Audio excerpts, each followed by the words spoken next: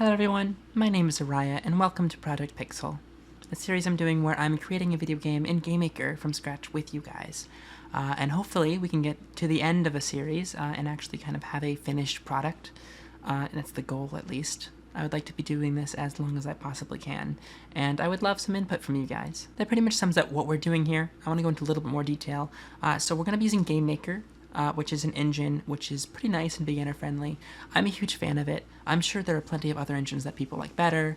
Some people like Godot better, some people like Unity better, which I might pursue on this channel even in the future at some point. But I want to start with GameMaker because it's what I know, and I want to kind of get, more...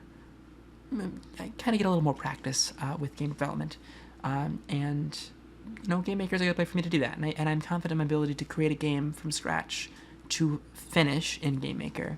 Now, GameMaker isn't entirely free software. You can use it for free, though. You can totally follow along with the series yourself for free with GameMaker if you'd like to. How GameMaker's pricing works is if you pay $4.99 a month for creator or $9.99 a month for indie, and there's deals for doing it yearly, you get export module. You get the ability to export, right? So by default, you can test it in the editor, and you can actually export to Opera GX for completely free. But you need the creator license to be able to export to Windows, Mac OS, and Linux. You need the indie license to be able to export to mobile platforms like Android and iOS. And then you need the enterprise one, which is a lot more, and I probably will never get unless I've got like a successful professional for-profit game, and it has a console export ability. Where with the help of SDKs from the publishers, you can export your game to consoles. Everything in this series can be done with the free version. The other thing is if you have anything except for the free version, there's some filters and effects you can use, but I will be trying to avoid those to the best of my ability, so that you can follow along for free if you'd like to. In the description, you'll find a link to all the things we're going to need today. First, if we go to GameMaker.io, we can download GameMaker itself. If we hit Start Now, it asks to sign in to create an account. If you've not used GameMaker before, you need to create an account. It's free. It costs nothing at all. I'm already signed in. You want to hit View Downloads, and then go ahead and download the version for your operating system, Windows or Mac OS. I've got Windows. I'm going to download the Windows version. Next, we can go to getscm.com and hit the Downloads button. And here we can download the version of getscm for our operating system, so either 32-bit or 64-bit. I'm not sure if any computers still run 32-bit, so let's go ahead and download the 64-bit one. Now, I will be using Git for version control. You technically don't need to download Git if you wouldn't like to, but basically it's going to be my way of organizing different versions of the code base, right? So if I want you to see episode 3's code base linked in episode 3's description, then I can show you that specifically, even if the repository is much farther into the future. So version control is what I'm using it for. You can go ahead and install both of those. You can have all of the settings default for getscm, except for it's going to ask you for what your default code editor should be. And I would recommend something other than Vim. I mean, you can use Vim if you don't have any of the programs listed. We're not going to use this in this series, but it's just, I don't know, I'm not a huge fan of Vim. I prefer Visual Studio Code. Next, we go to GitHub, and if you're following along with the Git aspect of it, go ahead and create an account if you don't have one already. And we're going to create a new repository. There are a few places you can do that. There's the green New button.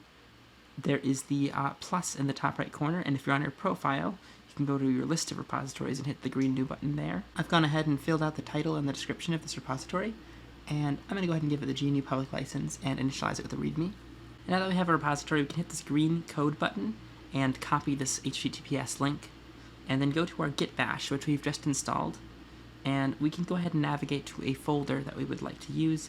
I prefer the Git folder that I've created in my user account folder. And go ahead and type git clone, and then shift insert to paste the link you copied. If you don't have access to the insert key, you can right click and hit paste. Control V does not work in this console. Hit enter, and it'll clone the files you see on GitHub into your folder. And we can open up the readme.md in like Notepad++ or something, and we'll go ahead and rename the title of this to Project Pixel with good capitalization. Before we actually commit our changes, we have to configure a few things. We have to type in git config -- global user.name, and then in quotes your name, so Araya for me. And then we have to do git config -- global user.email and put in our email address, also in quotes. Next, we want to type in cd and then our Project Pixel directory, because we are not actually in our Git directory quite yet. We've just cloned it. And then once we're in it, you should see a little cyan main in parentheses to show you that you're actually in a Git repository.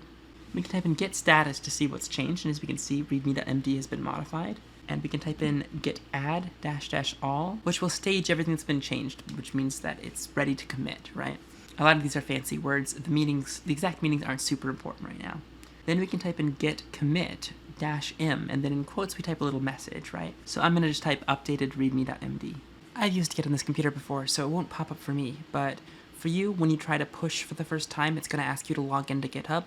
Super simple prompt. You just type in your username and password and log in, and everything will work exactly like it does on my end. Next, we can type git push, and if we go back to GitHub and refresh our page, we see that our readme.md has been updated. Now let's go over to GameMaker and let's create our project.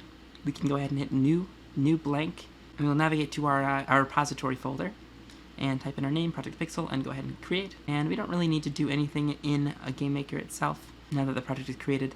Let's just go to our git bash and we can commit our empty project. Git add -- all, git commit -m. We'll type in episode 0, initial commit of GameMaker project, and then git push. And if we look back on GitHub, we see that our project has officially been uploaded.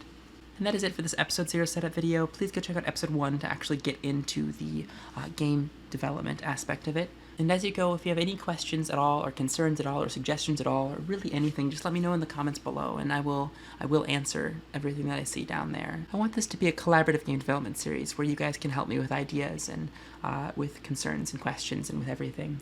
I'm super excited for this project going forward, and I really hope you are too. And if you are, subscribing would be a big help. Not only would it help me get more motivation to kind of do this more frequently, but also it'll help you see these videos when they come out. I'm excited to see how far we can take this. Thank you guys all so much for watching, and I'll see you guys next time. Goodbye.